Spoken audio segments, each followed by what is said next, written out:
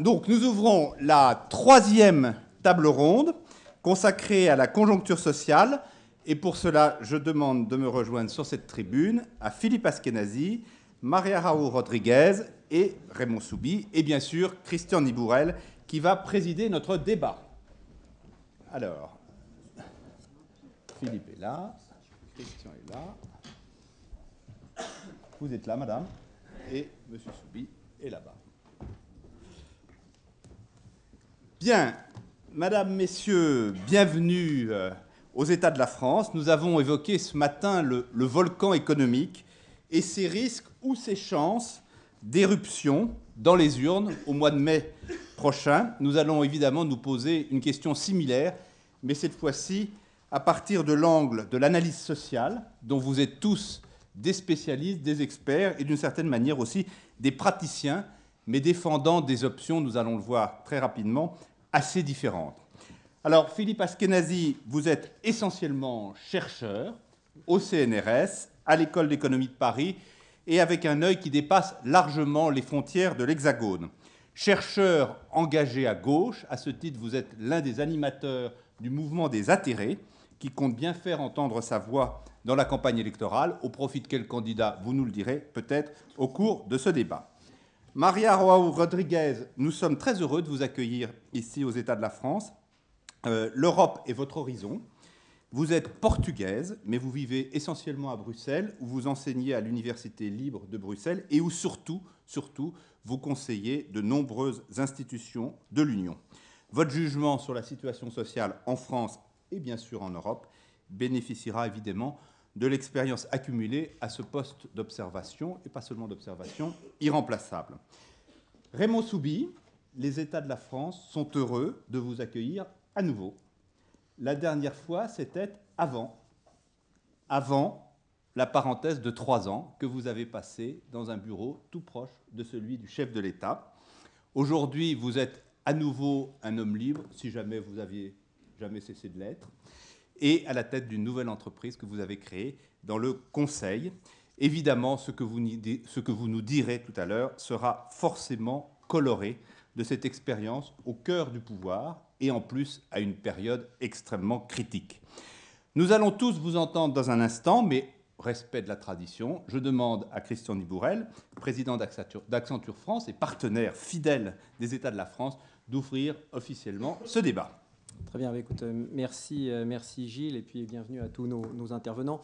Je crois qu'on va aborder le social qui va être une des clés de l'année 2012 et certainement au-delà de l'année 2012. Impossible de comprendre le social si on n'a pas une bonne compréhension des écosystèmes économiques et environnementaux.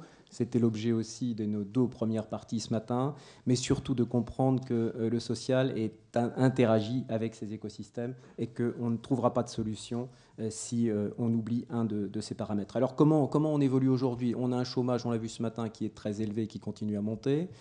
On l'a vu aussi ce matin, une croissance qui va être de l'ordre de 0, alors je ne sais plus ce que disaient les économistes, entre 0 et 1, comme ça je ne me trompe pas, mais c'était la fourchette, donc la fourchette était large, mais on sait très bien qu'avec une fourchette à 1%, on ne va pas inverser la tendance de l'emploi l'année prochaine. Et donc, le sentiment d'injustice des Français, le sentiment d'inquiétude par rapport à l'avenir, en tout cas que les générations futures n'auront pas le même niveau que les générations actuelles, et puis le manque de transparence. Alors ce matin, on disait, finalement, les Français, tout le monde comprend, et je crois que Gilles vous l'avait dit, tout le monde comprend mieux le triple A. On dit finalement ça c'est bien parce que les Français montent en connaissance positive de l'économie. Moi je dirais oui, mais le manque de transparence c'est aussi est-ce qu'on a tous une compréhension de ce qui se passe.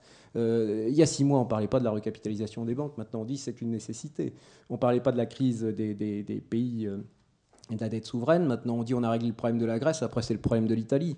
Est-ce que les gens peuvent comprendre quelque chose dans ce qui se passe aujourd'hui? Est-ce qu'ils peuvent tirer un chemin, le chemin dont parlait Michel Didier, mais j'y reviendrai peut-être dans ma conclusion.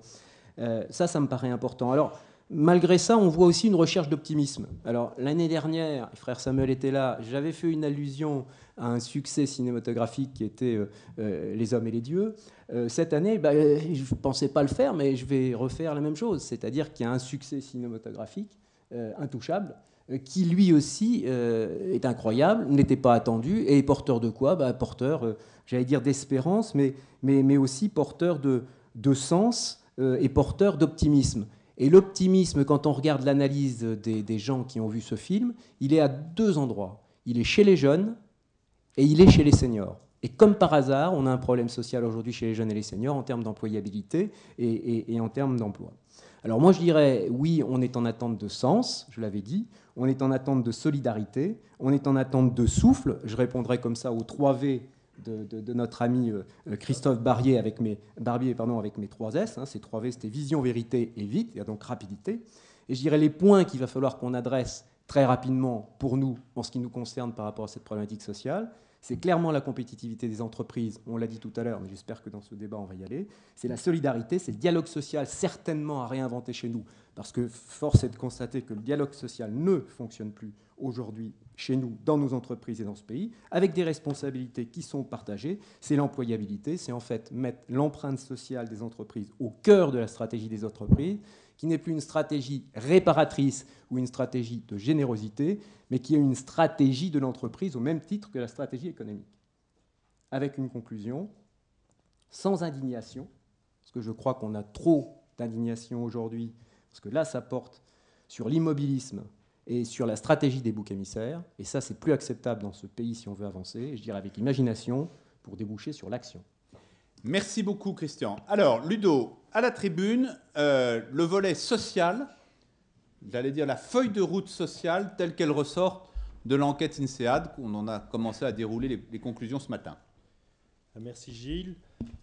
D'abord, j'étais très content d'entendre les propos de Michel Maffesoli qui confirment un peu les 4 énergies, donc 4 énergies dont 2 objectives masculines, la performance, l'intelligence rationnelle, et les 2 autres plutôt féminines qui sont l'esprit et l'émotion. Donc on a essayé de vraiment avoir un tableau à 4 énergies. Le bilan, c'est que du côté masculin, ça se passe très bien. C'est sans doute les meilleurs chiffres dans le bilan, c'est-à-dire le bilan social vu par nos anciens français étrangers est très performant, et c'est le meilleur score. C'est-à-dire performance du système social, parfait. Compétences et talents, système social, surtout c'est santé, éducation, très bon aussi. Par contre, le plus grand écart entre le côté masculin que je viens de nommer et les côtés féminins, c'est-à-dire intelligence émotionnelle et esprit. Et le plus mauvais score, et je crois que c'est le nœud, dans ce sens-ci, cette table pour le questionnaire est sans doute la plus importante, le nœud, c'est que la capacité de changement et d'adaptation du modèle social français vu par les dirigeants et les gens dans l'enquête est vu comme faible. Donc là, c'est vraiment la vulnérabilité qui, bien sûr, aura des impacts sur les autres États économiques, politiques et internationaux. Alors, la feuille de route. Feuille de route, elle est là. Je crois qu'elle est assez claire dans le contenu. Je crois que la vraie question, c'est le comment, c'est le choix. C'est le choix de l'adaptation, savoir ce qu'il faut continuer à faire, savoir ce qu'il faut faire moins et savoir ce qu'il faut faire plus. Très bien, merci Ludo et à tout à l'heure. Bien, alors, même structure que pour ce matin, on va commencer à essayer de définir la conjoncture sociale au sens très large en 2012, et puis ensuite, on essaiera de se projeter sur le quinquennat et de voir quels seraient les enjeux prioritaires, les enjeux cruciaux à traiter pour le futur président, quel qu'il soit. Première question sur 2012, d'ordre très général, parce que lorsque nous nous sommes vus, nous l'avons tous abordé d'une manière ou d'une autre. Pour l'instant, M. Maffesoli tout à l'heure parlait de la vertu de l'indignation. Christian n'a pas l'air de partager forcément la vertu de l'indignation. Il se trouve qu'aujourd'hui en France, il n'y a pas de mouvement d'indignés. Est-ce que c'est parce que, d'une certaine manière, la politique de rigueur n'a pas été aussi dure que dans les pays qui ont vu éclore ce type de mouvement? Est-ce que c'est parce qu'il y a une spécificité sociale qui empêche ce mouvement de se manifester? Et est-ce que cette absence de mouvement d'indignés est durable dans les semaines et les mois qui viennent, compte tenu des perspectives économiques qui sont les nôtres? Voilà, qui veut commencer? Allez, Philippe. Oui, très bien, merci de l'invitation. Oui, les indignés, alors évidemment, je n'ai pas nécessairement eu la chance, comme le précédent intervenant, d'avoir Elisabeth Tessier comme thésarde. Donc je ne suis pas très doué en astrologie, mais on va essayer de voir voilà, comment on pourrait imaginer un mouvement d'indignés en France. Alors peut-être le premier constat, c'est intéressant de regarder non pas la situation, les programmes tels qu'ils sont faits actuellement de rigueur, mais la situation initiale à partir de laquelle on part. Les mouvements d'indignés, on les a vus très puissants, et par ailleurs, ce n'était pas l'immobilisme, ils ont changé la donne, que ce soit en Israël, au Chili, ils sont en train de changer la donne, aux États-Unis, ils changent profondément les débats, ou en Espagne. Initialement, avant même la crise, c'était des pays très profondément inégalitaires, bien plus inégalitaires que la France. Donc il y avait un point de départ où il y avait déjà une situation de tension sociale en quelque sorte latente avec une grande partie de la population qui ne bénéficiait pas des gains de la croissance qui étaient accaparés par une infime partie de la population. On est vraiment sur ces pays-là dans le schéma 99% des Occupy Wall Street. En France, lorsqu'on regarde notre état initial, on est un pays qui, malgré une augmentation des inégalités dans les 15 dernières années, était relativement limité. Donc je dirais que finalement l'horizon, est-ce qu'on peut avoir un mouvement d'indignés qui véritablement émerge? Eh bien, il ne peut émerger que d'une grande déception. Premièrement, il y a une très forte attente encore vis-à-vis de l'État. On pense que l'État peut faire quelque chose. Et les gens veulent voter, d'ailleurs, pour l'élection présidentielle, ce qui n'était pas le cas, par exemple, en Espagne, où il y a eu un record d'abstention aux dernières élections.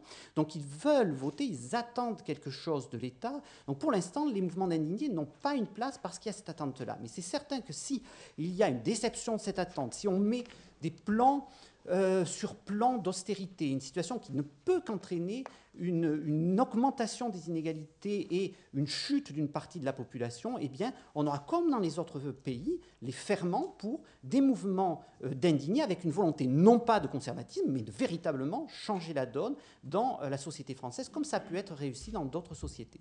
Ok. Raymond Soubi, quel est le degré d'acceptation d'une politique de rigueur dans un pays qui connaît à nouveau le chômage de masse et dont les perspectives de diminution du chômage sont encore assez éloignées, en tout cas telles qu'on les voit raisonnablement? Oui, d'abord, sur le chômage de masse, je ne crois pas qu'on puisse dire en France qu'il y ait un chômage de masse. D'ailleurs, pour rejoindre ce que disait Philippe Askenazi il y a un instant sur les indignés, votre question sur les indignés, c'est que la situation de l'emploi en France s'est nettement dégradée, plus 30% depuis le premier semestre 2008, mais elle s'est beaucoup moins dégradée que dans d'autres pays. Je veux dire que la vitesse de dégradation et l'ampleur de la dégradation dans d'autres pays est beaucoup plus forte. En Espagne, aux États-Unis, au Royaume-Uni, et donc, sauf l'Allemagne, dans une série d'autres pays. Alors que la France avait une base, si j'ose ainsi m'exprimer, plus propice au chômage. Car je rappelle que structurellement, le taux de chômage en France était, jusqu'à 2007-2008, autour de 8%.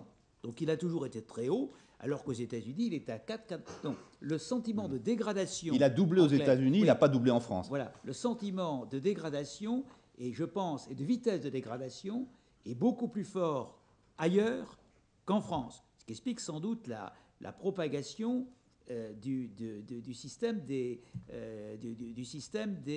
alliés. Alors, sur votre question proprement dite, sur la politique de rigueur acceptable ou pas acceptable, d'abord, comme dirait M. de la Palisse, je vous dirais de quel degré de rigueur parlez-vous?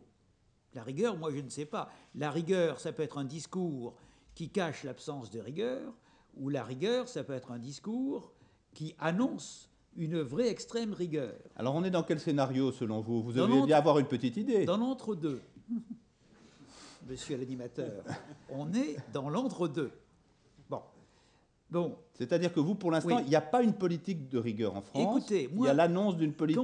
Quand je regarde je parle sous le contrôle de Philippe Eskenazi, l'un de mes maîtres en matière d'économie. Mais quand on regarde toutes les statistiques de la Commission, par exemple sur l'évolution des pouvoirs d'achat, qu'on a jusqu'en 2007 et provisoire de 2007 à 2010, on voit très bien, c'est une horreur de dire ça parce que les gens pensent le contraire, que le pouvoir d'achat a progressé plus vite en France qu'ailleurs. Par exemple, qu'en Allemagne, où on voit très bien ce qui s'est passé.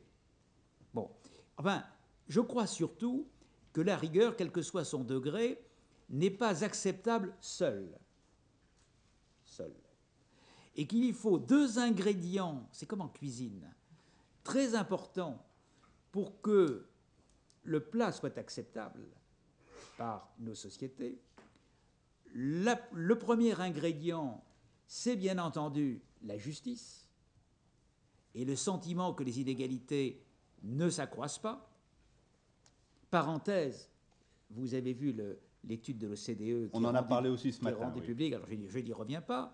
Bon, donc il faut qu'il y ait ce sentiment-là, et il faut qu'il y ait des actes de la part des dirigeants de tous ordres, d'entreprises, politiques, j'en passe, pour ne pas me faire trop d'ennemis, qui, il y en a déjà suffisamment comme ça, qui montrent par des gestes sur leur rémunération, sur leur comportement, qu'ils ont compris la situation du pays, qu'ils y adhèrent et qu'ils montrent l'exemple. Hein, c'est comme l'empereur Auguste qui demandait à ses sénateurs de se revêtir de tuniques de grosse laine pour que les Romains sentent qu'ils soient de plein pied avec les sénateurs. Donc ça, c'est le 2e pilier. Et puis le 3e pilier, c'est tout ça, pourquoi faire? C'est l'espérance. Autrement dit, je ne crois pas qu'on puisse avoir une politique de rigueur sans avoir par ailleurs une politique de développement sur les nouvelles technologies, sur les universités, sur la jeunesse. Je crois qu'on peut avoir une politique de rigueur, on peut même avoir une politique de rigueur assez forte, mais je crois qu'il y faut les 2 autres ingrédients. Très bien. Alors, on va y revenir notamment quand on parlera du quinquennat. Madame Rodriguez, vous avez j'allais dire le spectre complet au niveau européen.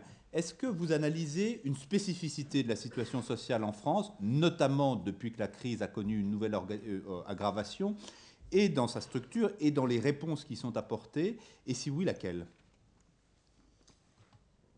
Bon, ce que je vais dire est soutenu par le travail que je mène dans le système européen sur stratégie et analyse politique, qui est équivalent au système américain.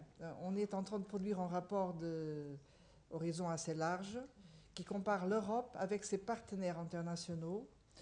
Et sur la question des indignés, ce que je voulais dire, c'est que les indignés en Europe sont une catégorie sociale très différente des indignés, par exemple, aux États-Unis, ou si on va à la place Tahrir au Caire, on va trouver un groupe complètement différent.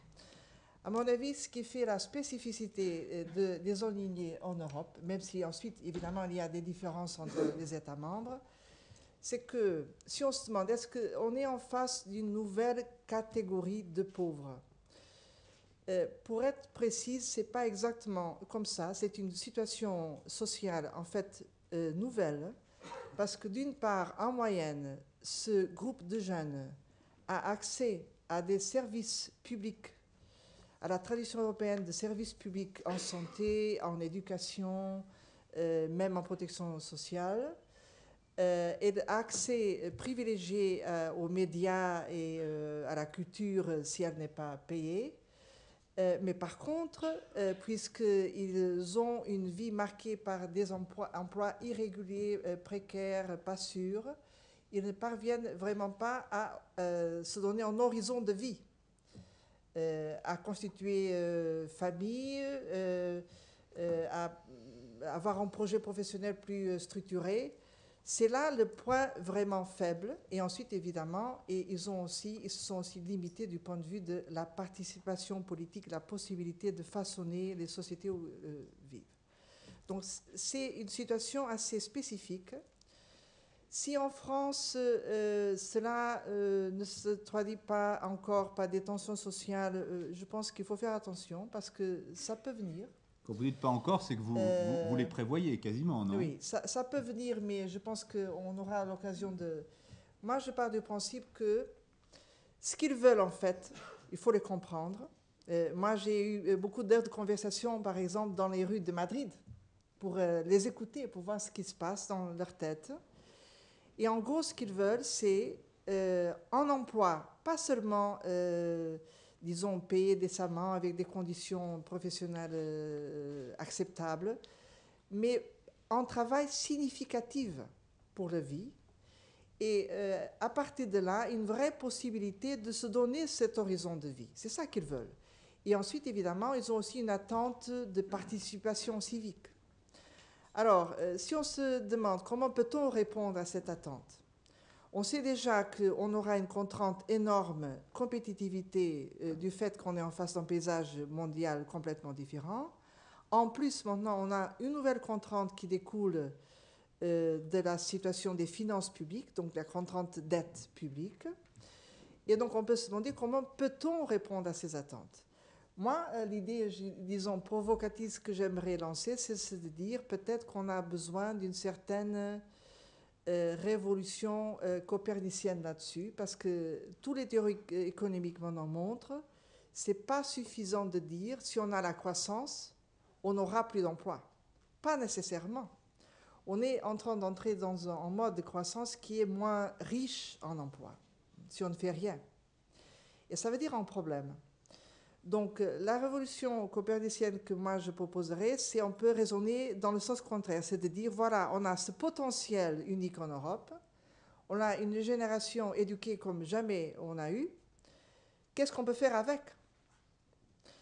Et si on part de là, même au niveau des entreprises, si on part des jeunes que l'on a, ensuite on peut se demander quel type de produits et de services on peut faire avec, et pas le contraire, disons.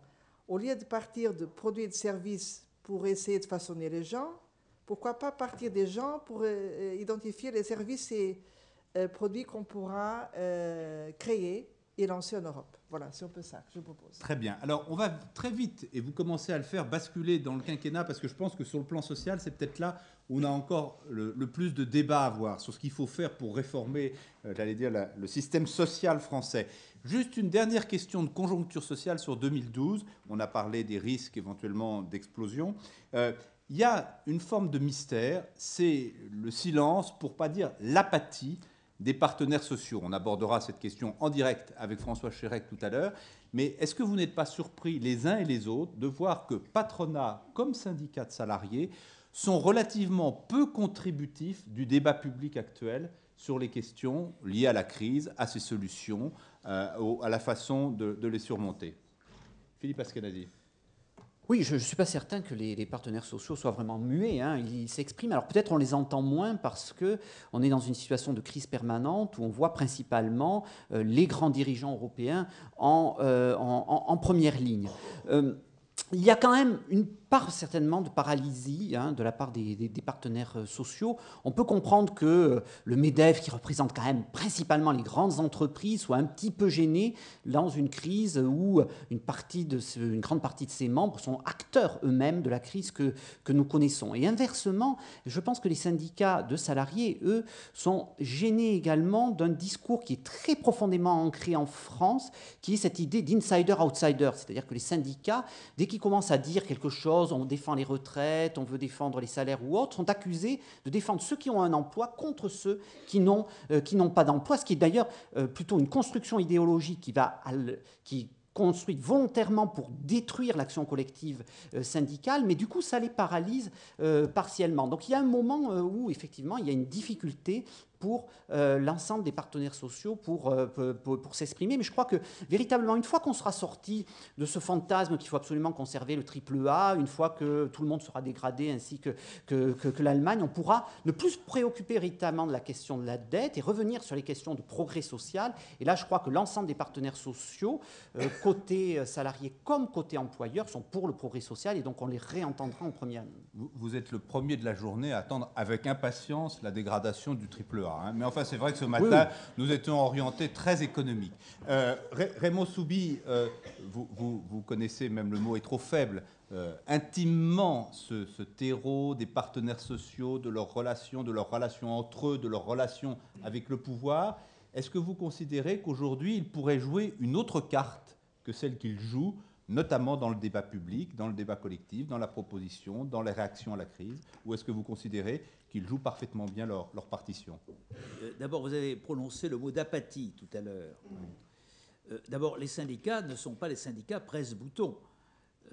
Si par apathie, vous voulez dire agitation sociale, manifestation, etc. Non, je pensais force de proposition. Il faut qu'il y ait un terreau propice. Je veux dire, ce n'est pas les syndicats qui décrètent des mouvements.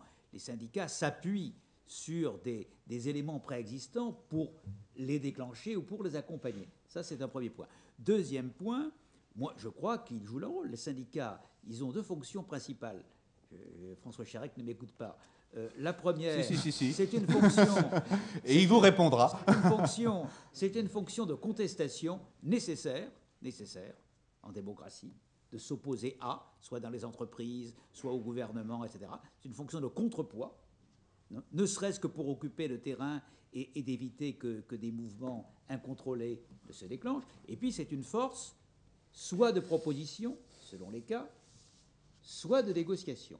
Et ces dernières années, je trouve, je parle sous le contrôle de François Chérec, les syndicats l'ont montré. Ils ont pris leurs responsabilités sur un certain nombre de grands sujets, et je suis convaincu qu'ils sont toujours prêts à les prendre. Ce qu'il faut bien voir dans la période actuelle, mais Philippe Eskenazi l'a un peu dit, c'est que ce qui se passe au niveau des chefs d'État et de gouvernement.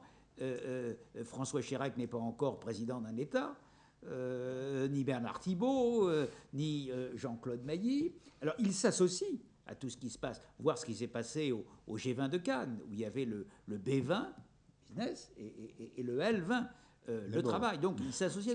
Mais aujourd'hui, à ce stade-là, ils ne sont pas en première ligne. Raymond Soubi, je suis convaincu que cette phase-là passée, qui est une phase de discussion entre États, entre gouvernements et entre chefs d'État, les syndicats et le patronat ont un grand rôle à jouer par la négociation sur ce qui va se passer. Un dernier mot, si vous me permettez, c'est pas simple en période préélectorale. C'est pas simple, c'est délicat. C'est délicat parce que il y a l'élection qui est tout près, ils ne veulent pas apparaître d'un côté ou de l'autre côté. Et pourtant, on nous a dit que le président n'était pas encore candidat. Mais je ne sais pas s'il sera candidat, posez-lui la question. Mais ce qui est sûr, c'est que c'est vrai que c'est plus difficile pour des organisations syndicales de s'engager pour telle politique ou telle politique avec un risque d'interprétation politique. Posé différemment, vous seriez encore conseiller de Nicolas Sarkozy. Est-ce que vous auriez attendu si longtemps que le dernier discours de Toulon pour proposer aux partenaires sociaux de venir discuter avec lui de la crise et des solutions de la crise, ce qui va être fait en janvier, si j'ai bien entendu? Moi, je pense que s'il s'agit des solutions de la crise, comme vous dites, par exemple des solutions entre Européens, les syndicats diraient, mais je parle toujours sous le contrôle de François Chérec, que c'est d'abord la responsabilité des États. Ils émettraient des jugements, ils émettraient des propositions, mais ils diraient c'est pas à nous à discuter avec Mme Merkel, même si nous avons des relations avec nos homologues allemands, etc. En revanche, ce qui est tout à fait possible sur les questions d'emploi, on parlait des jeunes, d'insertion des jeunes, etc., il y a des terrains concrets, je veux dire, dans lesquels personne ne perd son âme, ou ne croit perdre son âme, sur lesquels chacun peut avancer. Et je crois qu'il faut en continu cela. Dans le quinquennat passé, pas celui dont vous parlez, je reviens 30 secondes sur le passé, c'est ce qu'on a essayé de faire pendant plusieurs années. Ça s'est arrêté avec le sujet des retraites, parce que sur le sujet des retraites, il y a eu des divergences de fond entre le gouvernement qui voulait absolument faire passer la réforme. Enfin, je ne reviens pas sur l'histoire. Et là, c'est plus difficile dans la période dans laquelle nous sommes. Mais je suis convaincu que pour le prochain quinquennat, qui sera quand même un quinquennat difficile, parce qu'il risque d'y avoir une croissance plus difficile, parce qu'il risque d'y avoir un taux de chômage plus difficile, parce qu'il risque d'y avoir un certain nombre de réformes à mener, il sera indispensable de le faire à travers un dialogue. Et puis il n'y a pas que le dialogue national, il y a le dialogue dans les entreprises. L'un des grands succès de l'Allemagne depuis 2004, ça a été les accords de compétitivité. Ce mot qui serait horrible en France, il faut le débaptiser. Je ne parle plus d'accords de compétitivité. Ces accords-là sont des accords d'arbitrage entre l'emploi, la durée du travail et les salaires. Et ça a permis en fait à l'Allemagne d'avoir un résultat remarquable en matière de chômage, moins 17% depuis le premier semestre 2008. Et ça permet d'ailleurs à l'Allemagne de redémarrer, ou ça avait permis de redémarrer. Donc c'est tout ça qui peut être développé. Alors c'est un peu difficile à quelques mois de l'élection présidentielle, je crois que ce sera une nécessité après. Alors justement, venons-en au deuxième chapitre de notre débat sur les conditions de ce fameux quinquennat réussi que je crois nous espérons tous. On a une feuille de route qui est assez chargée, donc je vais vous demander de traiter les sujets, aussi énormes soient-ils, de façon assez succincte, en vous concentrant sur le point qui vous paraît déterminant. Première question, c'est évidemment ce fameux modèle social français que l'on loue ou que l'on vitupère, ça dépend des circonstances et ça dépend de quel point de vue on se place, mais dont tout le monde reconnaît d'une manière ou d'une autre qu'il faut au moins le faire évoluer et peut-être même le réformer de façon radicale. Alors, sur cette question-là, quelle serait, selon vous, la feuille de route du prochain président de la République ou du président de la République renouvelé? Qui veut ouvrir? Philippe?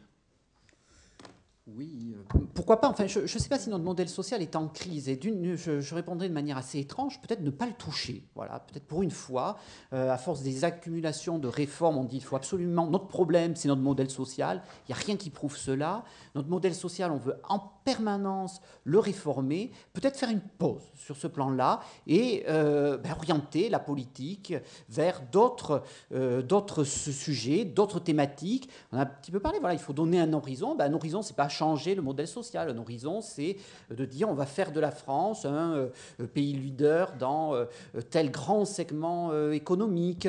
On va faire une politique pour effectivement notre jeunesse. En tout cas, voilà, peut-être d'une certaine manière, je conteste le fait qu'il y a, voilà, que c'est un boulet pour la France. Il est compatible avec la compétitivité économique et il est efficace pour ceux qui le protègent? Alors, un système n'est jamais en efficacité parfaite. Lorsqu'on regarde le fonctionnement des entreprises privées, par exemple, on voit des inefficiences absolument partout. Et même lorsqu'il y a des consultants qui viennent donner tel et tel type de conseil, à la fin, il peut y avoir plus encore d'inefficience au bout du compte. Donc il y a de l'inefficience. C'est pas tellement gentil pour partout. Les consultants, ça. Il y a de l'inefficience partout. Donc on pourra toujours dire, voilà, le système français est inefficace sur tel segment, sur tel autre. Lorsqu'on va à l'étranger, on a exactement les mêmes types de débats. Chaque fois, il y a de l'inefficience et on peut améliorer certainement les choses. Mais de là à dire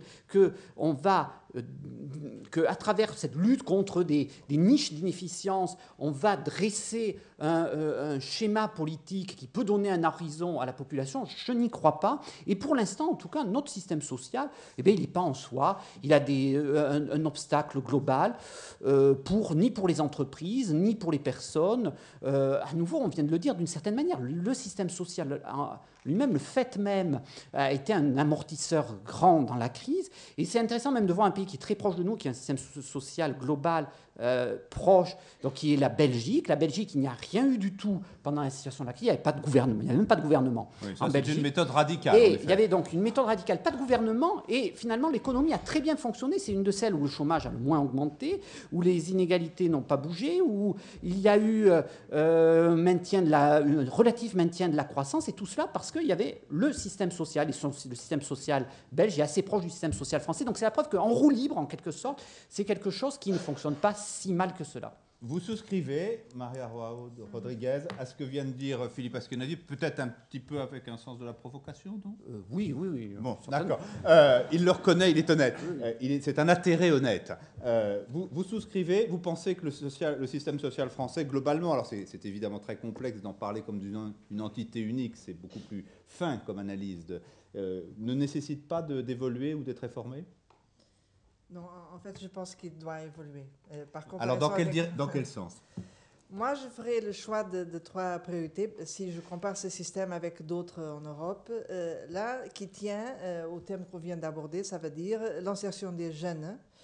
Les systèmes qui arrivent à avoir plus de performance là-dessus sont les systèmes qui organisent l'insertion des jeunes, d'une part. Il y a beaucoup de travail derrière cette insertion pour qu'elle soit efficace.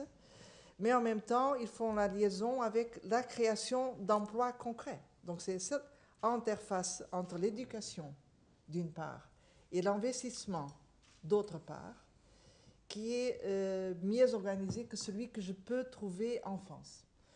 L'autre choix que je ferai concerne protection sociale, parce que là, il faut être clair, on est en face d'une nouvelle tendance, qui est une tendance au vieillissement.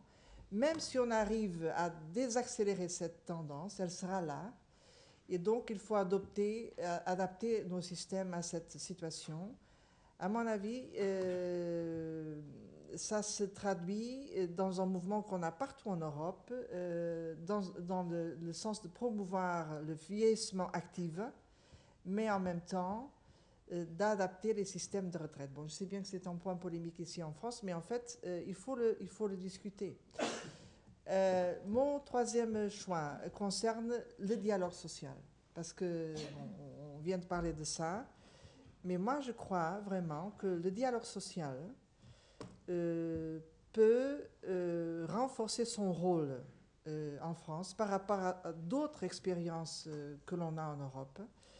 Et je dirais à tous les niveaux, au niveau de l'entreprise, du secteur, de la région, et même au niveau national, pour projeter en sens, disons, plus stratégique, d'une part à l'investissement et d'autre part aux conditions d'amélioration des emplois dont la France dispose. Donc ce serait mon choix. Merci beaucoup. Raymond Soubi, avant de nous projeter sur les 5 ans qui viennent, est-ce que vous pensez que le quinquennat qui vient de s'écouler, et dont vous avez été un des acteurs essentiels, a suffisamment fait bouger les choses justement sur le modèle social? Est-ce que vous l'avez réformé au degré que vous espériez quand vous avez accepté les responsabilités que vous avez confiées le président de la République? Oui, d'abord, sur le modèle social proprement dit, qui est un sujet très vaste, Oui. c'est la protection sociale et puis On est obligé d'être caricatural. Une série de sujets autour.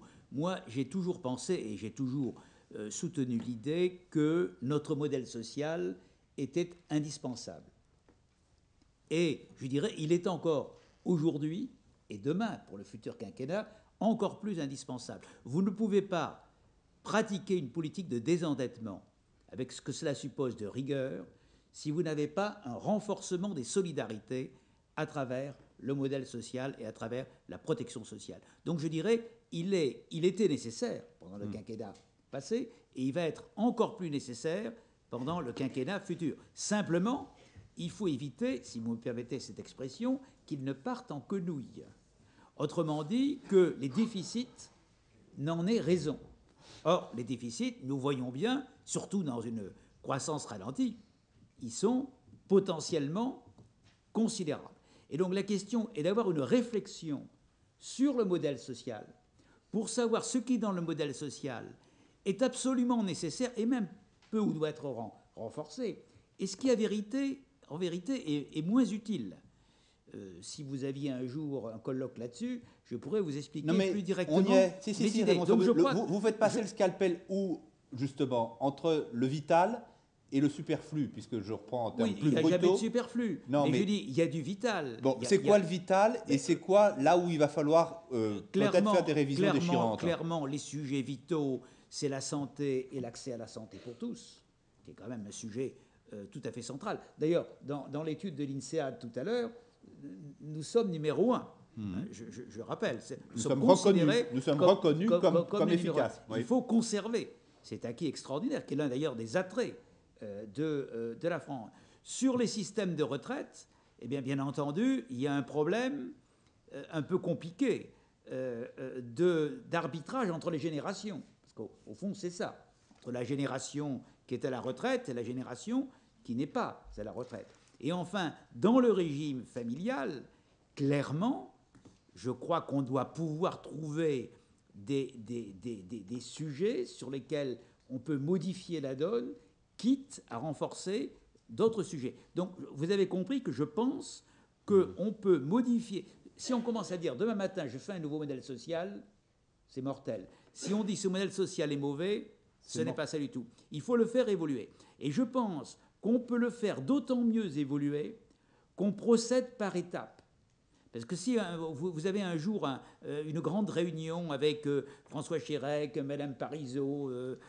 Maillet, etc., en disant on se met autour de la table pour réformer le modèle social, je crains, je serais très content d'avoir tort, mais je crains que ce ne soit pas possible. En revanche, il peut y avoir toute une série de sujets qu'on peut traiter et qui protègent le modèle social. Donc, pour reprendre votre question sur le quinquennat passé, ça a été la tentative, et ça a été d'ailleurs la difficulté du sujet sur les retraites. Parce que je rappelle que les déficits prévus, à mon avis, ils se sont aggravés depuis lors, étaient absolument colossaux. Et l'autre grande ligne a été, justement, parce que le dialogue social est indispensable à tous les niveaux, de renforcer les acteurs, et notamment les organisations syndicales, par la réforme de la représentativité qui a été conclue par accord avec le MEDEF, et qui fait que la légitimité des syndicats n'est pas un article de dogme, mais vient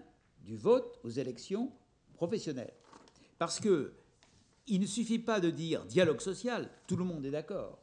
Encore faut-il que les syndicats soient présents dans les différents secteurs de l'économie française et dans les entreprises. Or, nous avons des déserts aujourd'hui, clairement. Sujet où il n'y a pas de syndicats. C'est quand même une vraie question. Et je crois que tout le monde a intérêt au renforcement des syndicats, mais je mets dans le même cas de figure le patronat. Je crois qu'il faut qu'on ait un patronat, ce qui est sûrement le cas aujourd'hui d'ailleurs, qui représente vraiment toutes les entreprises et dans lesquelles... J'ai cru que la CGPME venait d'ouvrir un débat récent sur la question. Juste, vous avez cité la famille, vous avez cité la retraite, vous avez cité la santé, vous n'avez pas cité le chômage. Est-ce que vous considérez que le système de protection du chômage en France est optimal ou est-ce qu'on n'aura pas les moyens de le maintenir à son niveau actuel durablement ? Les partenaires sociaux ont décidé de créer un groupe entre eux pour faire une réforme plus profonde, éventuellement un jour, du régime d'assurance chômage, ce qui est un sujet sensible, parce qu'il s'agit du chômeur. Alors, il y a des idées qui sont sur la table. Mais vos idées à vous, le groupe, on attendra avec impatience ces résultats, mais votre idée à vous, est-ce que le système est tenable avec 10% de chômage ? Moi, je crois que le système est tenable, que la question centrale est en amont de l'assurance chômage, il est dans la gestion de l'emploi.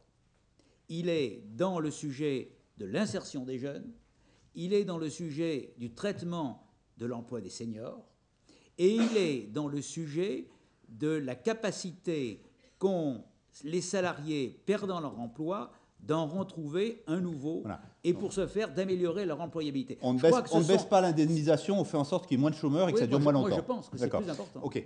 Madame Rodriguez, on a parlé beaucoup ce matin du couple franco-allemand, parce qu'évidemment, il occupe le devant de la scène en ce moment. On a parlé d'intégration européenne plus poussée.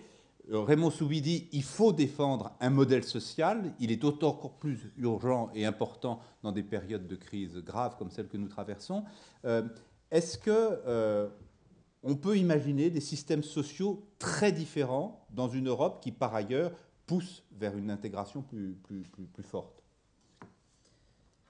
À mon avis, on devrait entamer cette discussion parce que si on passe à une phase de coordination plus intense dans le cadre de la zone euro, et c'est cela qui est en marche, et je pense que c'est indispensable pour dépasser la crise où l'on est, alors on devrait, à mon avis, parler de plus de coordination pour le but budgétaire, mais aussi plus de coordination pour la croissance et plus de coordination pour la convergence en ce qui concerne les standards, disons, sociaux et environnementaux. Mais est-ce que ce n'est pas une énorme utopie ? On voit la difficulté qu'il y a à manier ces concepts de protection sociale ou de système social ou de modèle social dans chaque pays. Ouvrir le chantier au niveau européen, est-ce que ce n'est pas Sisyphe ?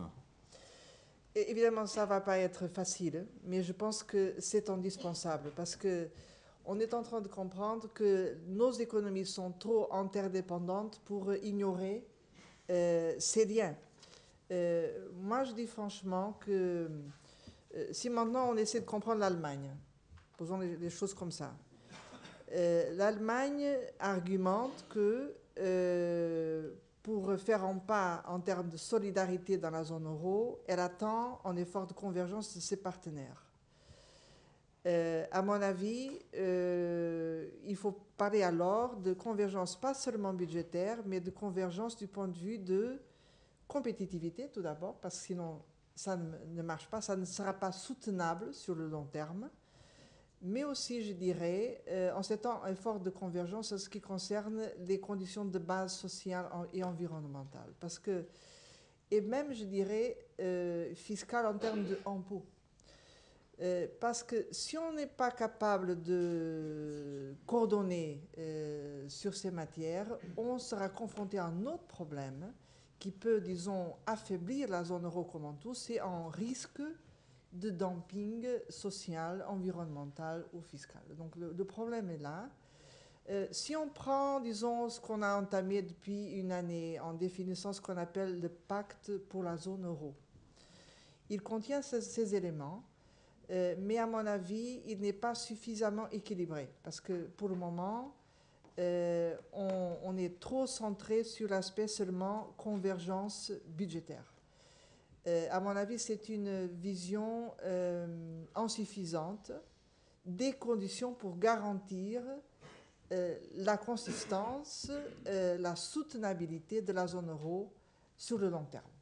Sur le long terme, il faut avoir discipline budgétaire et faire en sorte que les coûts de la dette sont raisonnables, mais il faut faire en sorte que les conditions pour la croissance et l'investissement sont partout dans la zone euro et qu'elles peuvent soutenir une amélioration des standards sociaux. Madame Merkel et Monsieur Sarkozy auraient dû aborder ce point-là, selon vous, au déjeuner de l'Élysée hier. Oui, à mon avis, ça a un peu manqué, à mon avis. Mais ça va venir, je pense, dans le Conseil européen. Je voyais Raymond Soubi qui me faisait signe d'intervenir juste sur ce point-là, puis ensuite on va aborder la question suivante. Simplement un mot pour dire que les critères de Maastricht, les 3%, portent sur les finances publiques au sens maastrichtien, c'est-à-dire budgétaires, plus social. Oui. Plus social.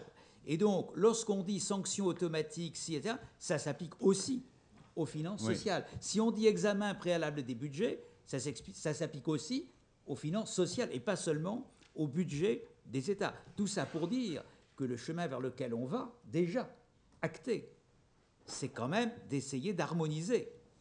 D'harmoniser la rigueur de la gestion, mais pas forcément les composantes. Oui, mais si on veut harmoniser la rigueur de la gestion, forcément, on examine l'étape suivante. Alors, on a parlé assez régulièrement et de façon un peu diffuse des syndicats, de la grande loi modifiant leur représentativité. Je faisais allusion au fait que la CGPME houspillait le MEDEF en lui disant que ça serait peut-être pas mal aussi qu'eux aussi révisent les règles de représentativité patronale. On parle quand même d'une part de marché, pour parler de façon cynique, qui en France reste modeste. Est-ce qu'on réforme un pays sur le plan social? Est-ce qu'on l'anime? Est-ce qu'on le fait vivre avec une si faible représentation, et je ne parle plus de représentativité, du corps social? Et est-ce qu'il doit être pris des initiatives qui permettraient d'aider les partenaires sociaux, patronat et salariés, puisque des deux côtés, d'une certaine manière, ils ont un problème de représentation au cours des années qui viennent? Philippe Askenazzi.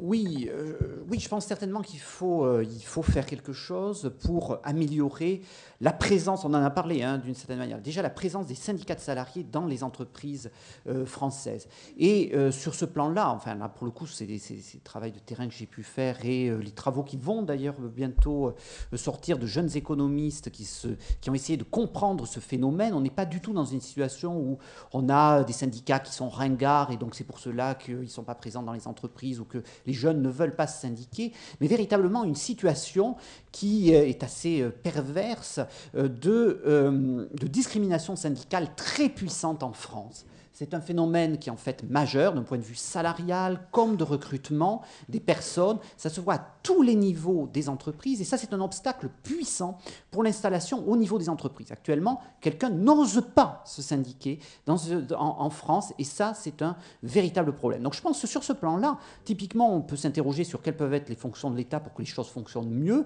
Ce n'est pas nécessairement des grandes incantations au niveau national, mais d'avoir un rôle de, j'appelle ça la police du travail, pour réguler les choses au niveau des entreprises. Ce n'est pas nécessairement d'ailleurs le chef d'entreprise, mais c'est souvent un dirigeant de, mettons, un magasin qui décentralisé, pour lui c'est mauvais d'avoir un syndicat présent. Donc il y a vraiment un changement à la fois de mentalité, et les changements de mentalité, vous voyez, c'est comme sur la route on met des radars, et bien de la même manière il faut mettre une police du travail nettement plus puissante, et ça permettra certainement d'avoir un retour d'une présence syndicale dans les entreprises. C'est un premier élément. Et puis, le second élément dont on parle souvent et qui est lié au précédent, c'est de réfléchir, notamment pour les petites entreprises, à avoir une vision qui est territoriale, par exemple, ou sectorielle, où on pourrait avoir un lieu de dialogue social local qui se crée et qui redonne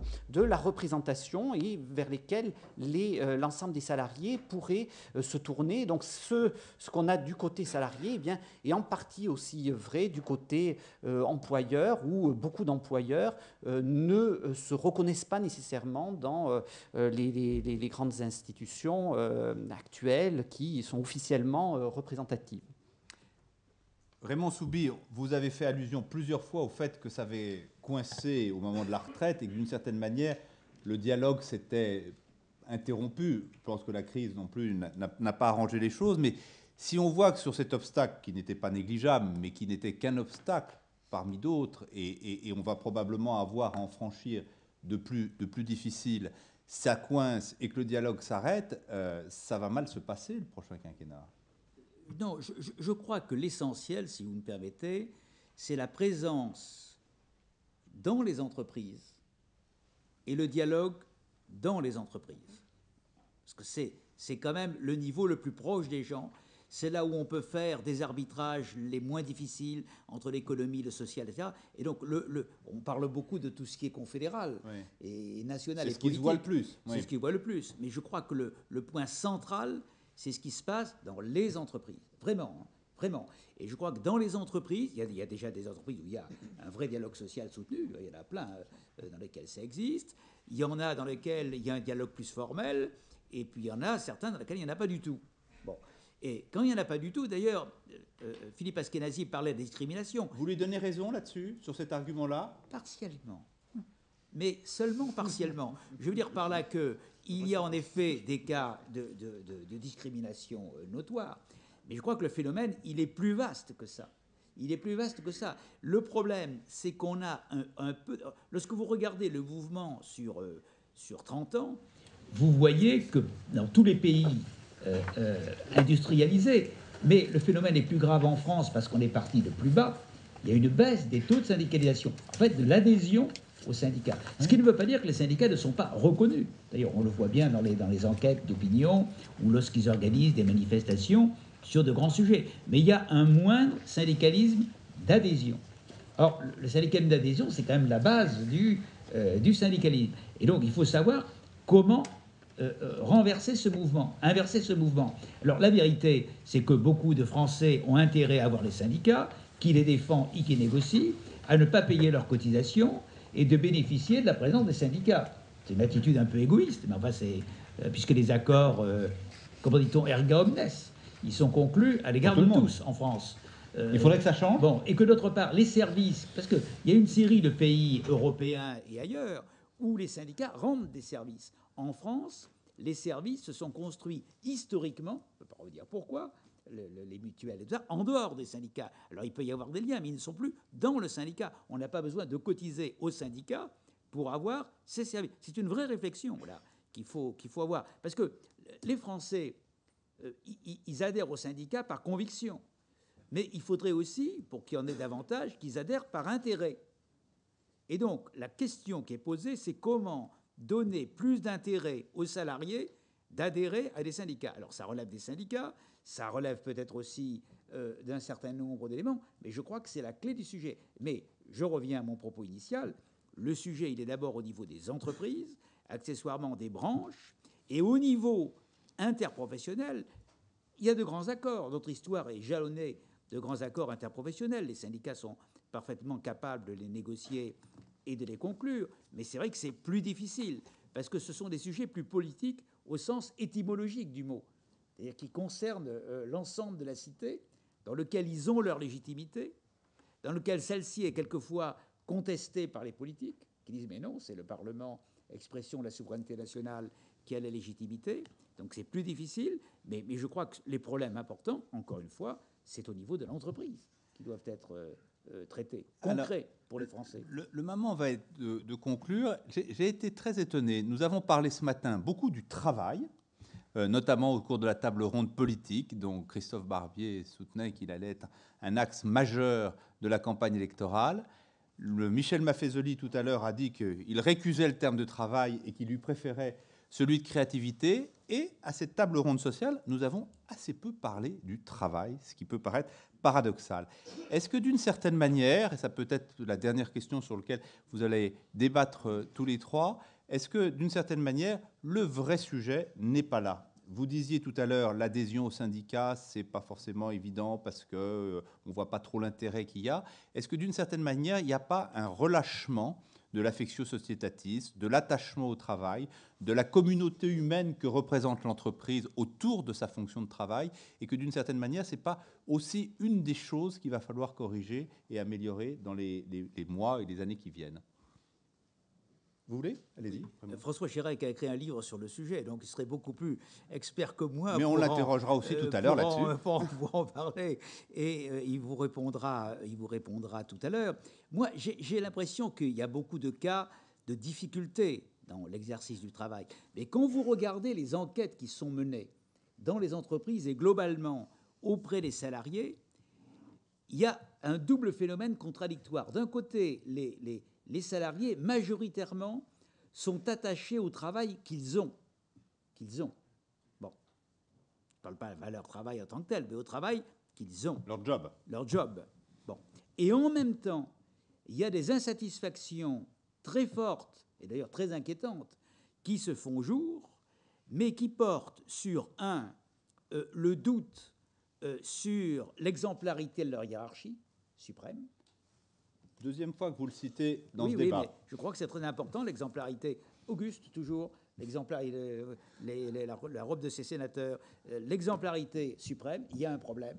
Il y a un deuxième problème, c'est qu'au fond, il ne croit pas ou peu au discours de l'entreprise sur sa stratégie. Et il ne croit surtout pas à la concordance entre le discours sur les valeurs et ce qui est réellement pratiqué dans l'entreprise et ce qu'il voit. Alors, il y a de remarquables exceptions, en particulier dans cette salle. Vous avez tous réuni les exceptions dans cette salle. Enfin, ça fait quand même pas beaucoup de monde, si c'est les seuls. Hein. Quand même, ça se produit.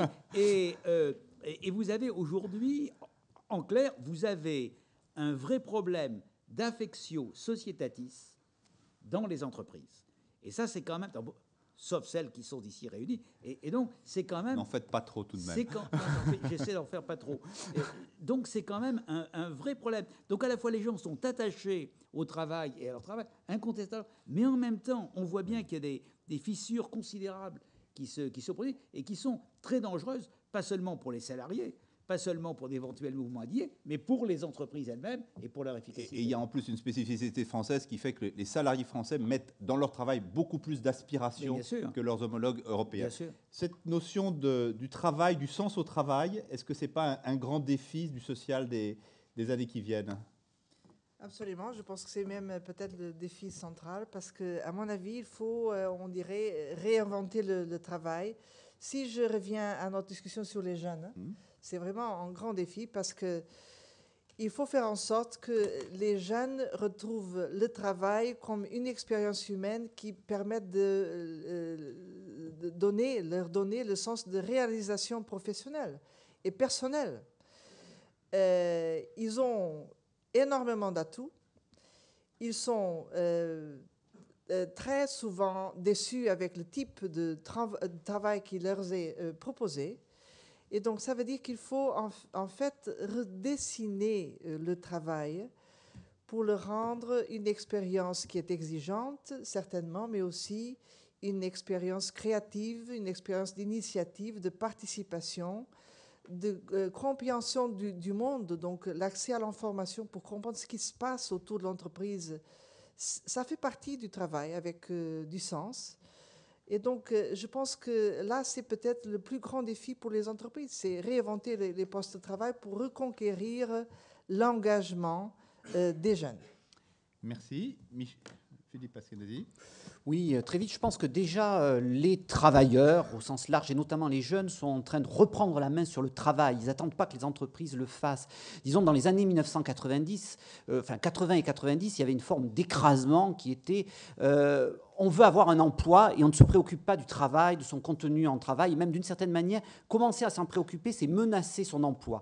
Je pense que ce discours qui était tenu à la fois par les salariés et par les entreprises s'est complètement étiolé dans les années 2000 avec l'apparition de toute une série de concepts qui sont chaque fois des mots posés sur le travail et qui permettent de réinterroger le travail. Donc souvenez-vous, on a eu le harcèlement moral, on a eu les suicides au travail, désormais on a les risques psychosociaux. Tout cela, c'est une manière de repenser collectivement le travail au niveau des entreprises ou au niveau des administrations. Donc les travailleurs sont en train de reprendre la main sur le contenu du travail, et notamment les jeunes générations qui ne croient effectivement plus aux discours managériaux, ne croiront pas à la pseudo-exemplarité non plus, et attendent comme premier élément, en fait, c'est qu'on leur offre de construire un travail qui soit en correspondance avec leur haut niveau de qualification, et donc finalement de rompre avec une construction qui s'est faite en France, mais aussi dans trop de pays européens, vers en quelque sorte le low cost,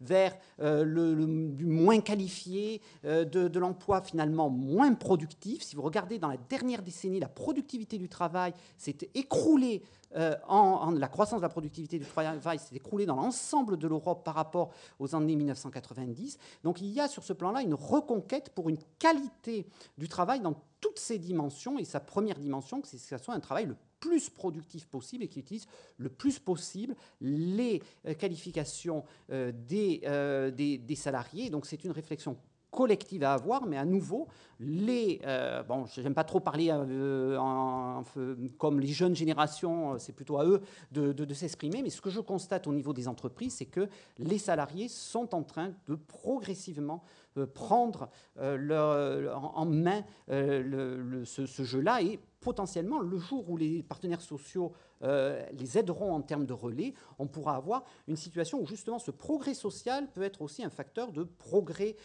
économique, de performance sociale et économique pour l'ensemble de l'Europe. Merci beaucoup, madame, messieurs. n'est pas tout à fait la conclusion, puisque, comme vous le savez, nous allons accueillir François Chérec dans une minute, mais le dernier mot de cette table ronde revient, selon la tradition, à Christian Nibourel. Un mot serait trop court. Je vais le faire quand même. Alors, d'abord, je vais répondre à Philippe Askenazi. Je veux dire que nous, quand on donne nos conseils aux entreprises, on se nourrit de la recherche scientifique. Alors bon, si votre recherche n'est pas très bonne, la nôtre sera pas très bonne. Oui. C'est une excellente remarque, parce qu'au moins au sein du monde de la recherche, on sait se critiquer, revenir sur soi-même. Très bien. Voilà, ça, c'est une bonne chose. Et je pense que c'est ce que vous faites quand même. Non, mais c'était un clin d'œil. C'était un clin d'œil, mais je tenais quand même à le faire. Alors après, je suis le seul chef d'entreprise là, donc il faut bien que je défende un petit peu. Alors après, il y a plein de choses qui ont été dites. Lorsque je parlais d'indignation tout à l'heure, c'était pas l'indignation des indignés qui sont dans la rue, des gens qui souffrent. Je pensais à l'indignation d'un certain nombre de responsables. Et je parle pas des responsables politiques. Je mets les entrepreneurs aussi dedans. Je parle tous les responsables.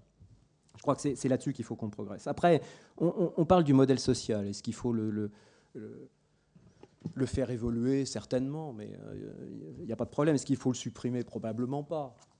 Par contre, pourquoi faire? Alors, on a vu son rôle et je crois, et moi je suis un défenseur de cela. Je pense qu'on a tous les outils.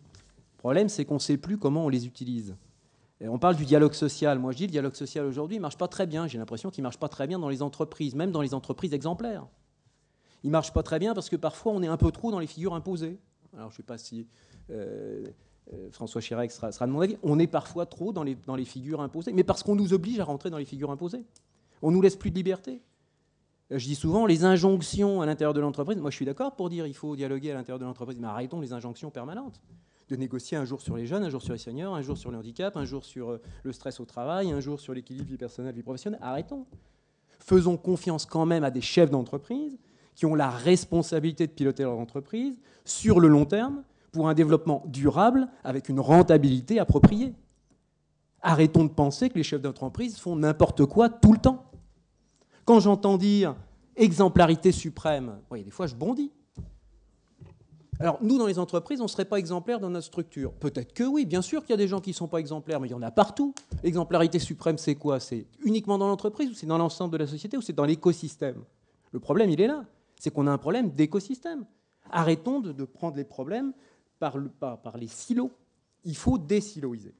Ça, c'est ma conviction. Je suis un peu...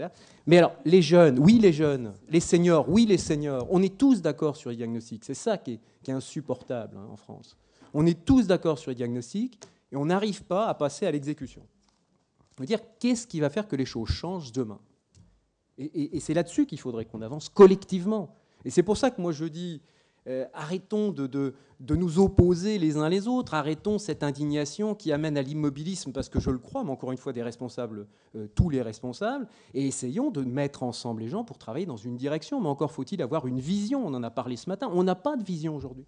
Le modèle social, pourquoi faire ? Pour quelle vision ? Les jeunes, comment ?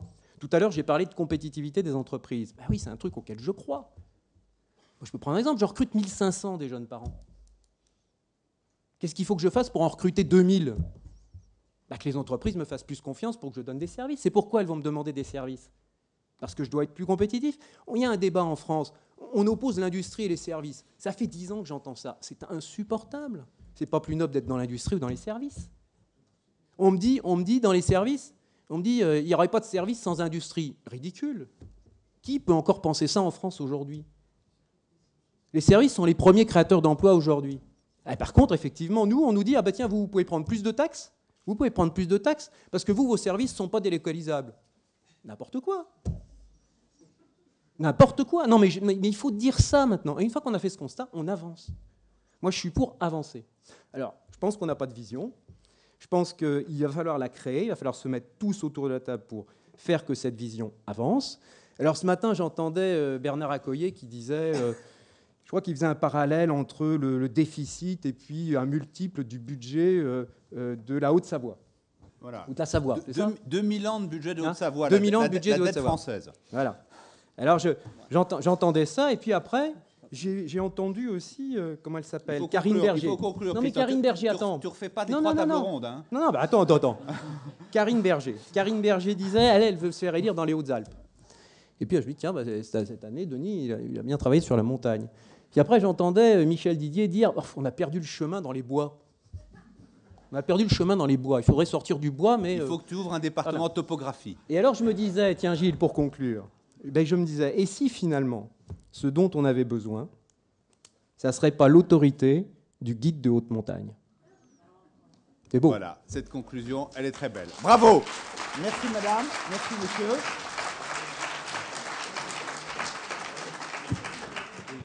On va demander à François Chérec de prendre la place de madame Rodriguez.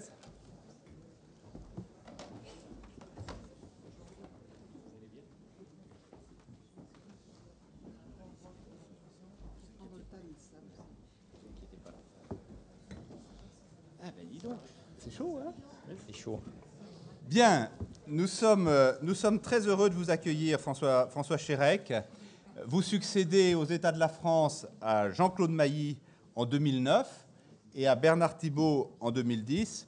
Je pense que ce n'est pas la peine de passer trop de temps à vous présenter. Vous êtes une figure familière de l'ensemble des Français et particulièrement du monde de l'entreprise qui est représenté ici.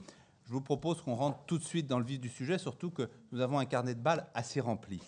La crise, pour une organisation comme la CFDT, qui depuis pratiquement sa création aspire à un changement de modèle économique et social, c'est quelque chose qui est catastrophique ou c'est une chance formidable ? La période que nous vivons, vous la vivez comment ? Alors, tout d'abord, merci de m'avoir invité à ce débat et à conclure cette partie du débat. Tout d'abord, je voudrais dire quand même que la crise, c'est une catastrophe pour beaucoup de nos concitoyens. Donc, je vais vous répondre sur le fond, mais on ne peut pas, je dirais, philosopher ou se projeter sur la crise opportunité ou catastrophe sans se dire quand même qu'il y a une partie de nos concitoyens qui sont en grande difficulté aujourd'hui, en particulier des salariés, le chômage étant là pour nous le rappeler.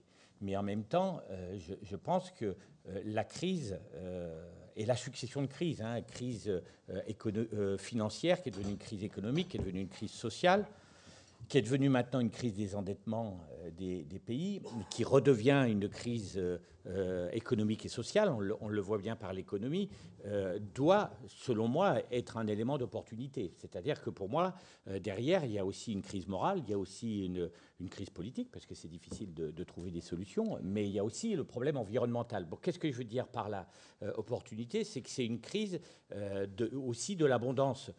Nous sommes dans un monde où il y a 7 milliards d'habitants et où on sait que si la référence, le standard de ces 7 milliards d'habitants demain doit être le standard européen, il n'y a pas possibilité de vivre à 7 milliards avec notre standard. Donc, ce qui veut dire que s'il n'y a que 5 milliards d'habitants sur la Terre qui peuvent vivre avec notre standard, on n'a pas, le philosophe tout à l'heure plaisantait, on ne peut pas choisir les 2 milliards qui sont en trop. Hein, et comme une grande partie ne sont pas encore arrivés accessibles à un niveau de sortir du seuil de pauvreté, ça veut dire que ça doit être une opportunité pour changer nos modes de fonctionnement, nos modes de production et nos modes de consommation. Alors ça, précisément, cette critique du système, il y a longtemps que vous la portez, et j'allais dire même que vous en avez fait une sorte de marque de fabrique. Au plan syndical, c'était la CFDT, au plan politique, c'était la Nouvelle Gauche, et les deux étaient très cousines. Bon. Est-ce que vous considérez qu'aujourd'hui, on est arrivé à ce moment clé où, oui, le système est en train de prendre fin, le système que vous jugiez inefficace et dans une certaine mesure injuste, et que donc nous ne sommes pas loin de l'aube de la gestation, de la mutation de ce nouveau système, de la transition, pour reprendre des mots qui ont été évoqués ce matin, ou est-ce qu'il va falloir encore attendre un moment? Moi, je pense qu'il faut attendre un moment parce que nous sommes dans une transition. Et les transitions de ce type sont inévitablement longues et difficiles. Mais déjà, un constat, la France aujourd'hui n'est plus de taille pour avoir des réponses toute seule. Même si on a toujours tendance en France à penser qu'on est le centre du monde, nous ne sommes plus de taille de faire tout seul. D'ailleurs, on le voit bien, on va chercher le voisin à la rescousse, et comme le voisin est attaqué ce matin par les agences de notation, on va aller chercher à quel niveau on va aller chercher. Donc la réponse, elle n'est plus nationale, elle est collective. Et en même temps, puisque je vous dis que derrière, il y a un problème de production, de consommation, je suis intimement persuadé que l'Europe est la zone du monde qui est la mieux adaptée à pouvoir répondre à cette crise. Alors, comme on ne peut pas répondre tout seul, et que l'Europe est certainement la zone du monde la mieux adaptée pour répondre à cette crise, regardez le débat sur la conférence mondiale sur le réchauffement climatique, l'Europe est la seule région du monde qui arrive, je dirais, avec une position collective et relativement cohérente. Donc à partir de ce moment-là, je pense que c'est les réponses au niveau européen, de construction au niveau européen, donc sortir du national pour aller vers plus de communautés au niveau européen. Est-ce que vous êtes suivi le discours global de la CFDT sur ce plan-là que vous venez d'exprimer? Est-ce que vous êtes suivi par vos adhérents? Il y a au niveau politique un grand débat en France sur la démondialisation. Est-ce qu'aujourd'hui, vous êtes certain que la majorité de la base syndicale de la CFDT est pour la mondialisation, ou peut-être aménagée, mais pas pour la démondialisation? Alors, je pense que mes adhérents, parce que je suis secrétaire général, nos adhérents, pour être collectif, ne sont pas aujourd'hui... Je ne suis pas interpellé par les adhérents quand je les rencontre. Pourtant, je suis toutes les semaines à des réunions d'adhérents, de militants. J'en ai encore pas rendu compte qui me disent « Et François, quand est-ce qu'on démondialise ?» Et quand vous leur dites la solution, elle n'est pas tant française qu'européenne, ils applaudissent? Ben, ils sont sensibilisés par cette démarche-là. Ils approuvent? Alors, c'est quelque chose qui est culturel à la CFDT. L'Europe a la démarche. Alors, s'ils ne disent pas quand est-ce qu'on démondialise, parce qu'ils ont ce réflexe-là, ils sont conscients que, globalement, ils sont pour les uns. C'est-à-dire que quand je rencontre des salariés de Safran, qui est le numéro 1 mondial des moteurs d'avion, ils ne me parlent pas de démondialisation, parce qu'eux, ils savent très bien que si les Chinois, les Indiens, les Koweïtiens ne leur achètent pas des moteurs, ils sont morts. Par contre, la semaine dernière, j'étais avec des salariés du textile. Eux, ils sont directement victimes de la mondialisation, des délocalisations. Et ils posent la question aujourd'hui, quelle est la régulation, quel est le nouveau mode d'organisation au niveau mondial? Et comme ils sont à la CFDT, ils savent très bien qu'ils ont un réflexe européen. mais à une condition, et ça c'est le nouveau dans le débat avec les militants depuis le mois de septembre, c'est qu'ils sont conscients que le côté plus fédéral de la construction européenne nécessite inévitablement plus de rigueur et de structuration pour les dettes et autre chose. Mais ils se disent, mais est-ce que nous, les efforts qu'on va faire en France, je veux bien les accepter, mais est-ce que mon voisin qui est dans le pays d'à côté, et inévitablement c'est les Grecs qui sont cités aujourd'hui, mais demain ça sera les Italiens, est-ce qu'il fera les mêmes efforts que moi? Donc ok pour y aller, mais à condition que derrière ça soit des efforts communs. Et ça c'est nouveau dans le débat, c'est pas du repli, hein. C'est pas du repli. Je pense que c'est humainement une forme de bon sens, et puis c'est humainement juste cette réaction. Alors nous évoquions pendant le débat la relative discrétion, tout le monde n'était d'ailleurs pas forcément d'accord sur ce thème, des organisations syndicales, salariales ou patronales pendant cette crise. Vous êtes content que le président de la République vous ait convié collectivement à venir discuter avec lui au mois de mai, oui. Au mois de janvier, pardon, Oui. mois de mai, c'est une autre sorte d'invitation. Oui, il nous invitera peut-être au mois de mai, mais là, on en parlera tout à l'heure si vous voulez. Non, je trouve la question étonnante de la discrétion. D'abord, rappelez-vous, 2008, le début de la crise, 2009, nous avons organisé de grands mouvements sociaux, de grandes manifestations en disant on ne peut pas en rester là. Et il y a eu des sommets sociaux dans lesquels on a mis un fonds d'investissement social. Ça n'a peut-être pas très bien marché. On a obtenu des baisses d'impôts pour certaines tranches. Là, je fais le bilan du président de la République. Mais moi, je le fais parce que c'est moi qui l'ai obtenu. J'y suis allé. Raymond Soubi est là. C'est moi qui fais les propositions. Donc, je suis Raymond sorti... Soubi, opine du chef. Non, mais non, mais le syndicalisme est triste en France. Ouais. C'est-à-dire qu'on va voir le président de la République, on dit on veut ça, on l'obtient, on dit c'est pas assez. Moi, j'obtiens, je dis j'ai obtenu, je suis content. Donc, je le dis aujourd'hui. Alors, qu'est-ce qu'on a dit les médias aujourd'hui? J'allais dans les médias tous les matins, parce que j'y suis souvent. Ils me disaient, mais vous croyez, les syndicats, qu'on fait reculer la crise par des manifestations? Et puis là, on ne fait pas de manifestations. On nous dit, mais qu'est-ce que vous foutez? Donc, au bout d'un moment, il faut savoir. Alors, je vous ferai remarquer que j'ai proposé un sommet social le 17 août. Le 17. Alors, je ne l'ai pas fait le 17 août parce que je savais que ça embêtait tel ministre qui était en vacances ou mon camarade Bernard Thibault qui était en vacances aussi. Même s'il m'a dit j'étais sous la pluie en Écosse pour faire de la moto, ça m'a bien embêté quand même. Mais au-delà de ça, pourquoi je l'ai fait? Parce qu'à ce moment-là, je sentais, les responsables CFDT qui étaient revenus de vacances sentaient que nous allions de nouveau aller vers un ralentissement économique et de nouveau difficultés sur l'emploi. Donc là, j'ai dit, ce jour-là, je veux un sommet social pour remettre en place des dispositifs qu'on a eus en 2008. Et là, on m'a dit non.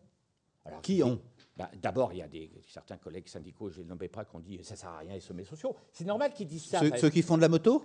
Oui, pas que lui. Là, c'était plutôt Jean-Claude Bailly, parce que c'était public. Mais il l'a encore dit hier, d'ailleurs. Mais il y a aussi le gouvernement. Le Premier ministre m'a dit non. Parce que derrière, il m'a dit, si on fait... En gros... Hein, c'est entre nous. Si je fais un sommet social, il faut leur donner quelque chose. Mais sauf que je lui ai dit, mais c'est maintenant qu'il faut faire.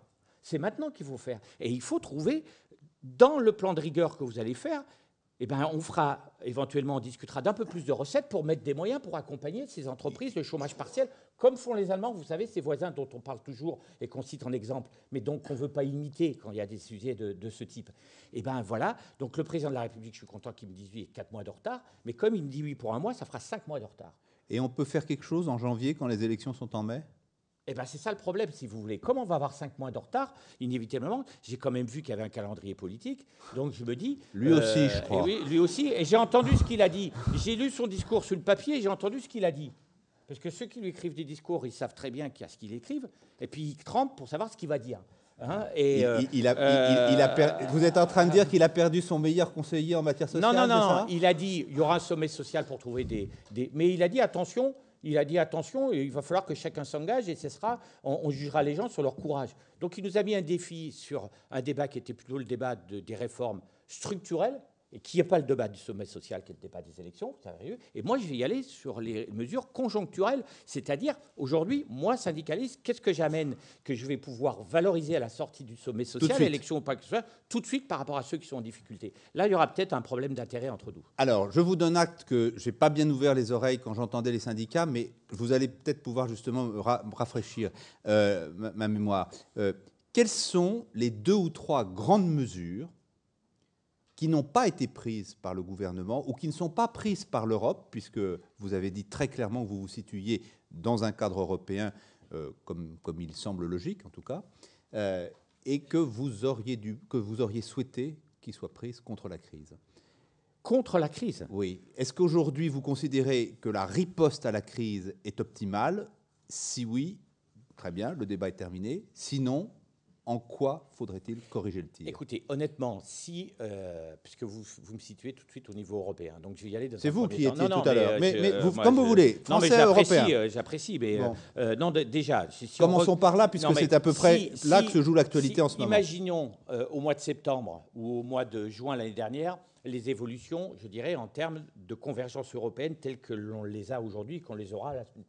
Personne n'aurait pu imaginer qu'on serait aussi vite sur ces convergences européennes. Donc je vais pas être critique sur les éléments. Bonne nouvelle pour vous, ça. Bah, je trouve que ça va plutôt vite et sur de bonnes directions. Alors avec une nuance, je vais l'amener. Bon, on a la nuance du débat démocratique en France où on n'est quand même pas bon. Hein. Je trouve la chancelière allemande devant son Parlement et dit voilà ce que je vais proposer, on en débat et j'y vais. Le président de la République française, il décide tout seul, et puis éventuellement, il va expliquer devant 5000 militants ce qu'il a fait, ou il envoie son Premier ministre expliquer. Il y a un problème de démocratie. Mais au-delà de ça, on avance. On avance. À une nuance près, c'est que, et c'est ça qui me manque, à mon avis, c'est le débat sur les eurobonds. Hein. Il y a des accords entre les Allemands et les Français. Qu'est-ce que je veux dire par là? C'est qu'on ne peut pas uniquement faire des convergences budgétaires sans avoir aussi un élément d'investissement dans l'avenir en commun au niveau Europe. Et là, je relis à ce que je disais tout à l'heure, l'Europe est le mieux placée, mais derrière, le principe des eurobonds, je suis sur la base de ce que Jacques Delors a expliqué il n'y a pas si longtemps. Alors, est-ce que c'est du cousinage? Je ne sais pas, mais enfin... mais c'est bien le cousinage. Mais moi, je l'assume, celui-là, en tout cas, avec Jacques Delors, je l'assume totalement, d'autant plus qu'il paye toujours ses cotisations. Donc, c'est ça le critère pour être d'accord avec vous? Non. Ah bon, d'accord.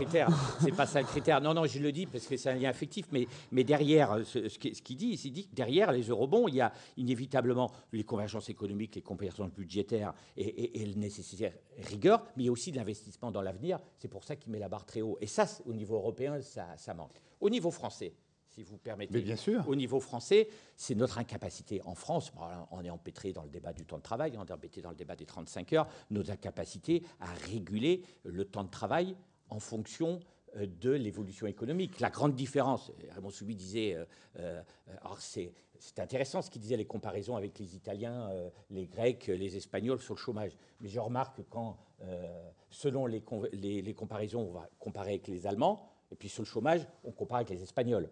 Moi, j'aimerais bien qu'on compare jusqu'au bout avec les Allemands, y compris sur le chômage. Et pourquoi là-dessus? C'est que les Allemands, ils savent, par le dialogue social, réguler le temps de travail, et ce qui fait qu'ils ont un temps de travail qui baisse, les Allemands. Quand il y a moins de volume, voilà. Oui, mais ils baissent. Mais nous, on dit faire des heures supplémentaires, on vous donne 4 milliards d'euros pour faire des heures sup. Donc là, je dis que je regrette qu'on ne soit pas capable de réguler collectivement le temps de travail dans notre pays.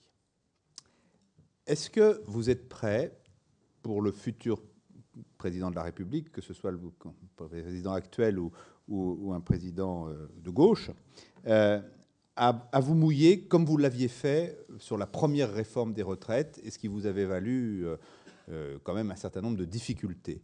Autrement dit, est-ce qu'aujourd'hui, vous pouvez, ce qui est le cas de la CFDT, défendre la rigueur des finances publiques et en même temps ne pas forcément assumer directement les conséquences concrètes qui en résulteraient? Oui, alors vous parlez de difficultés. Honnêtement, 7 ans après, moi je peux aller dans les médias et dire, sans qu'il y ait un adhérent, même s'il y en a qui râlent de temps en temps, et dire il faut aller vers une politique de maîtrise des dépenses publiques. Moi, j'ai certains camarades qui ne se sont jamais engagés, mais qui sont incapables d'aller dans les médias aujourd'hui pour expliquer ce qu'il faut faire pour notre pays et éventuellement en évolution. Vous êtes en train de dire que vous retrouvez de l'air, là? Écoutez, non, mais après en avoir manqué un peu quand même, non? J'en ai manqué. Attendez, quand on court trop vite et qu'on a un peu de poids, on en manque toujours. Et j'ai perdu... vous avez perdu du poids, et donc vous avez retrouvé de l'air. Oui, mais j'ai perdu du poids qui est allé, je dirais, donner un peu plus de poids chez le voisin, mais pas obligatoirement de l'air. Hein? Non, mais que je lui dis ça. Mais qu'est-ce que je dis par là? Je dis que j'ai ma liberté de parole totale, parce que je me sens en phase avec mes militants. Donc oui, je dis, il faut maîtriser les dépenses publiques aujourd'hui. Mais alors c'était le débat de tout à l'heure, mais comment les maîtriser? Je prends un exemple qui est intéressant.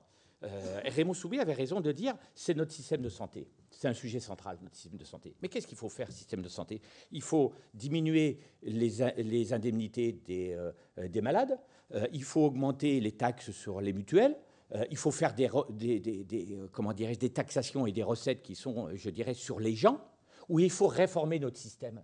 Quel est le gros problème financier de notre système qui globalement, continuera à augmenter, hein, je dis pour maîtriser, je dis bien, hein, notre système de santé? C'est revoir le lien entre la médecine libérale et l'hôpital. La médecine libérale et l'hôpital, c'est-à-dire les déserts médicaux, c'est-à-dire les banlieues où il n'y a plus de médecin le soir après 17h, qu'il n'y a pas de médecin le week-end, où tous les gens vont à l'hôpital. J'entendais ce matin qu'il y a des gens qui ont du mal à faire soigner leurs enfants avec les broncholites à l'hôpital, parce que le système libéral est déficient. Donc est-ce qu'on veut s'affronter aux corporatismes médicaux pour revoir l'organisation de notre système de soins, qui rapporterait beaucoup plus, mais qui ferait un courage politique fort pour s'affronter aux corporatismes médicaux? Et je peux avoir le même débat sur les retraites. Ou est-ce que on taxe pour réduire les dépenses en taxant les uns et les autres, ce qui est beaucoup plus facile, parce que quand on prend un petit peu dans chaque poche, inévitablement, on ne fait pas de grandes manifestations. Voilà. Moi, si quelqu'un me dit on va, y compris sur l'organisation des hôpitaux en réseau sur le territoire, moi je suis prêt à rentrer dans ce débat-là. Mais il est beaucoup plus dur politiquement. Et celui qui a plus à perdre politiquement, c'est peut-être pas le syndicaliste. Comment se fait-il, quand on entend successivement Raymond Soubi et vous-même, et qu'on ne voit pas des énormes différences entre vous, que c'est clashé comme ça? Parce que j'étais en désaccord sur la réforme des retraites, sur un élément. Et là, et c'était ce que j'ai mal vécu, non pas avec Raymond Soubi, mais dans le débat, parce qu'à partir du moment où on était en désaccord avec cette réforme, on était désaccord avec le principe de réformer le système. Vous voyez la nuance? Moi, j'ai toujours dit qu'il fallait une réforme. Et j'ai même dit publiquement dans un débat... Elle est insuffisante, cette réforme, selon vous, aujourd'hui? J'ai dit un débat à HEC, devant les élèves, ils ont même été surpris. J'ai dit, de toute façon, celle-ci n'était pas bonne, parce qu'elle n'est pas juste. Mais globalement, il fallait mieux avoir une réforme pas juste que pas du tout. Donc vous voyez, j'assume, même une caméra qui m'entend là-dessus. Non, mais c'est vous dire, le système a failli. Mais pourquoi je dis qu'elle n'était pas juste? Parce que je m'étais engagé en 2003 sur le principe de la durée de cotisation. Et que je pense que la durée de cotisation, elle est quand même beaucoup plus juste. C'est ça qui va permettre de reprendre le dossier à partir de 2012? Parce qu'il va falloir le reprendre, on est d'accord. J'ai obtenu à la fin, après moult discussions, un article de loi qui dit qu'il va y avoir une remise à plat totale du système en 2013. Donc moi, je vais conseiller aux candidats de la faire en 2012. Et pour regarder sur l'éventualité de faire une réforme systémique. Et là, je vous fais le parallèle avec ce que je disais sur la réforme de la santé ou des soins. C'est que globalement, pourquoi on ne veut pas aller sur une réforme systémique? Parce qu'on ne veut pas s'attaquer au corporatisme. Dans un pays où il y a 37 systèmes par répartition, faire une réforme systémique, c'est construire une convergence des 37 systèmes. C'est un peu comme les niches fiscales, c'est s'attaquer aux 37. Et ce n'est pas uniquement les cheminots qui voulaient nous empêcher, en plus c'était la CFDT, de partir en vacances à Noël. Enfin, décidément, les vacances. Non, mais c'est ça. Donc comment on dépasse ça et qu'on s'adresse aux jeunes? C'est-à-dire que ce système, on le crée dans le temps, tout en se disant, de toute façon, quelle que soit la réforme, il y a des décisions, de toute façon, difficiles à prendre. Vous êtes en coopération ou en compétition avec les autres organisations syndicales en ce moment? Alors, vous faites allusion certainement à la réforme de la représentativité, qui est un élément important. Oui, et puis du fait qu'on avait cru voir qu'une intersyndicale nourrie avait existé pendant la première partie du quinquennat, et puis qu'elle est partie, qu'elle s'est dit en quenouille, pour reprendre une expression. Vous savez, le syndicaliste français, il est beaucoup plus facile en coopération pour contester plutôt que construire. C'est faire des propositions communes. Parce que ce que je vous dis sur la réforme des retraites, si j'avais pu amener les organisations syndicales à dire c'est ça la solution et on soutiendra un gouvernement pour faire une réforme systémique, on aurait été beaucoup plus fort. Sauf que c'est le pas qu'on n'arrive pas à faire. Mais quand même, dans le quinquennat, accord sur la modernisation du marché du travail avec la rupture conventionnelle, 4 syndicats sur 5 qui signent. Accord sur la formation professionnelle, 5 syndicats sur 5 qui signent. Accord sur la représentativité, 2 qui signent. Accord sur l'assurance chômage pour faire évoluer l'assurance chômage, on signe tout seul, 2 ans après, on signe à 4. Donc c'est cette coopération-là qui m'intéresse. Alors cette coopération-là, elle se fait plus à 4 qu'à 5, pour une raison que vous comprendrez. Mais c'est cette capacité à construire, je dirais, de la régulation sociale en commun. Et ça, je pense que globalement, on arrive quand même... Le principe de l'accord majoritaire est maintenant un élément qui doit nous amener vers des coopérations. Tout à l'heure, Raymond Soubi disait que la période politique que nous allons vivre n'est pas une période très facile pour les syndicats, parce que justement, ils n'ont pas envie de courir pour un pour un candidat plutôt qu'un autre. Ça, je n'ai pas l'intention d'obtenir de vous pour nous dire si la CFDT va soutenir un candidat. Je vais vous répondre, si. Je vais répondre qu'on ne soutiendra pas de candidat. Voilà, ça, donc c'est pour ça. Voilà, oui. Là, c'est ce que j'avais cru comprendre. Ouais. Néanmoins, comment vous allez faire de la politique pendant ces 5 mois? Parce que ce débat-là, il est passionnant pour la France. Mais je compte bien faire de la politique. Comment? Alors, on a une formule à la CFDT, c'est ni neutre, ni partisan. Alors, ni partisan, vous avez compris. Mais ni neutre, c'est qu'on va rentrer dans le débat politique. C'est-à-dire que notre rôle, c'est d'être comment dirais-je, un interlocuteur. On va les interpeller. On va le faire de deux façons. On a 3 sujets qui sont les sujets qui nous semblent importants, mais qui sont les sujets que vous abordez depuis ce matin. D'une part, la réduction des inégalités. Donc derrière, il y a le problème de la fiscalité, il y a le problème de la protection sociale. Même si les inégalités en France, elles ne se sont pas creusées. Elles se sont moins creusées qu'ailleurs. Elles sont moins creusées qu'ailleurs. Bon, on parle des 10% les plus riches. Si on parlait des 1%, ça ne serait pas évident. Et puis, il y a aussi, il faut le reconnaître, l'évolution du SMIC qui est plus rapide que le salaire moyen. Donc, ce qui fait que le SMIC est en train de... Vous avez vu ce matin, 40% des grilles de salaire des conventions collectives viennent d'être mangées par le SMIC parce que le SMIC a augmenté de 2,1%. Donc ça, c'est une situation sur laquelle on ne peut pas continuer alors qu'on aide 30 milliards d'euros les entreprises sur les bas salaires. Donc il y a ce sujet-là. Il y a le sujet de la France de demain, c'est-à-dire la France plus productive, la recherche, le développement, le coût du travail. Et là-dessus, moi, je pourrais vous dire 2-3 choses sur le travail si vous souhaitez après. Et puis, la méthode. Et ça va être un élément essentiel, la méthode. C'est-à-dire comment on construit. Comment on construit ce pacte national? Comment on construit le dialogue social? Alors, est-ce qu'il faut réformer jusqu'à la Constitution, comme les Allemands l'ont dit? Est-ce que la loi sur le dialogue social suffit? Non, parce qu'elle est piétinée depuis 2 ans. Donc, il faut qu'il y ait un gendarme qui tape sur les doigts des politiques s'ils ne respectent pas le dialogue social. Donc, ça va être des éléments sur lesquels on va interpeller, nous, la CFDT, tout seul.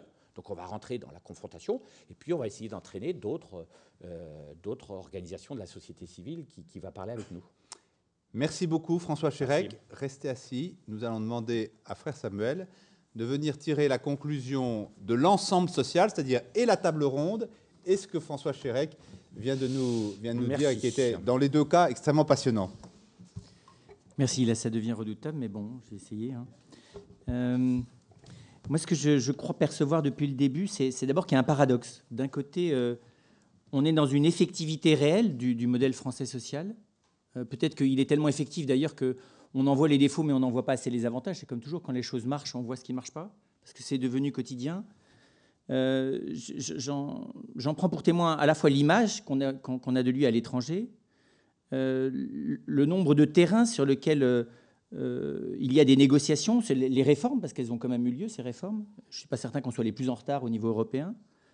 Et puis, je dirais, le courage progressif dans ces dernières années de l'identification des vrais problèmes. Tout le monde est à peu près d'accord qu'il y a des véritables problèmes d'inégalité, qu'il y a des véritables problèmes par rapport aux jeunes, qu'il y a des véritables problèmes par rapport aux seniors. On le reconnaît. On n'est pas d'accord sur les manières de faire. C'est déjà beaucoup qu'on soit d'accord sur l'identification des problèmes et qu'on ne se les masque plus ou pas, même si à mon avis on aurait pu anticiper largement plus qu'on ne l'a fait. Et puis alors moi je suis frappé, comme l'année dernière, de vous entendre après avoir entendu Bernard Thibault.